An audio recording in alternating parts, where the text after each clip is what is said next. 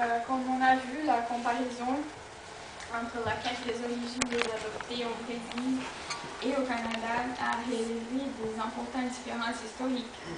Au Brésil, la persistance des préjugés, l'adoption à la brésilienne, et au Québec, l'imprévisibilité de clauses de confidentialité.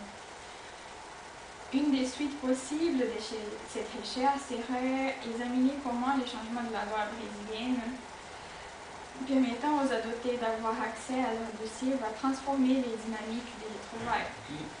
La quête des origines, menée par les personnes issues d'un don des gamètes, est encore balbutiant, malgré certains exemples très médiatisés. De manière générale, mes interlocuteurs au Brésil et au Québec ne s'opposaient pas à la quête hypothétique.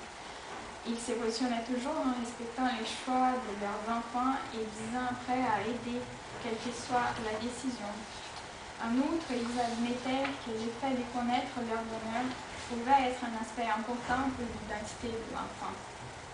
La question des origines prouve qu'il n'y a pas de recette toute faite entre science et parenté. Entre ces deux domaines, tout est toujours relatif. Si auparavant, l'enfant recevait de ses parents à sa naissance tout un réseau de parenté qui fonctionnait comme une carte d'appartenance, c'est aujourd'hui l'enfant qui est le centre de ses connexions et relations.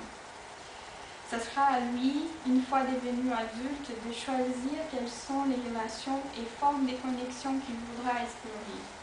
Les origines représentent un type de connexion qui passe par les dialogues entre parenté, loi et science.